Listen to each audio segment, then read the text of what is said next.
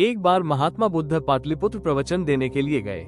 लोगों ने उनका बहुत सम्मान किया एवं बड़े धूमधाम से स्वागत किया। राजा बिंबिसार ने महात्मा बुद्ध को सिर झुकाकर प्रणाम किया और उन्हें कीमती तोहफे भेंट किए।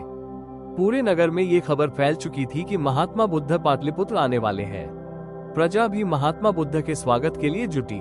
लोग उनके लिए तोहफे लेकर आते, प्रणाम करते और चले जाते। महात्मा बुद्ध प्रत्येक व्यक्ति का तोहफा स्वीकारने के लिए बस अपना एक हाथ उठा देते थे, मानो ये संकेत देते हो कि उन्होंने तोहफा स्वीकार कर लिया है। घंटों तक यही क्रम चलता रहा।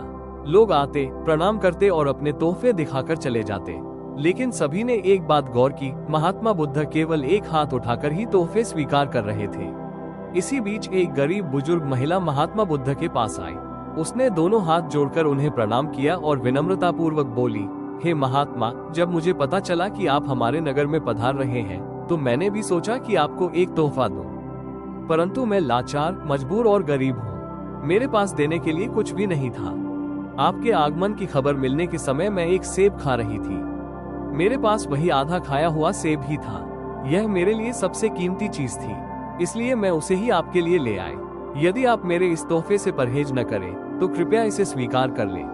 ये सुनकर महात्मा बुद्ध तुरंत कुर्सी से उठे।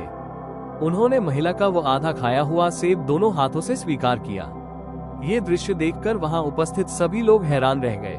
लोगों को आश्चर्य हुआ कि उन्होंने महात्मा बुद्ध को महंगे महंगे तोहफे दिए थे, लेकिन उन्होंने किसी का भी तोहफा दोनों हाथों से स्वीकार नहीं किया। परंतु इस गरीब महिला के साथ ऐसा क्यों किया गया? राजा बिंबिसार को ये बात अच्छी नहीं लगी। उन्होंने महात्मा बुद्ध से इस विषय पर प्रश्न किया। महात्मा बुद्ध ने राजा बिंबिसार को समझाते हुए कहा, राजन, तुम लोगों ने मुझे जो भी तोहफे दिए हैं वे तुम्हारे धन का 10वां हिस्सा भी नहीं है। तुम लोग धनी हो और दोबारा वो सब कमा सकते हो, परंतु ये बुजुर्ग महिला लाचार है। उसके पास कुछ भी नहीं था। वो अपनी भूख मिटाने के लिए ये सेब खा रही थी, लेकिन उसने अपने मुंह का भोजन रोक दिया। उसने अपनी भूख पर नियंत्रण करके मुझे वो आधा खाया हुआ सेब भेंट किया। इससे बड़ा तोहफा और क्या हो सकता है? ये त्याग और समर्पण का प्रतीक है। इसलिए मैंने इस महिला के तोहफे को दोनों हाथों से स्वीकार किया।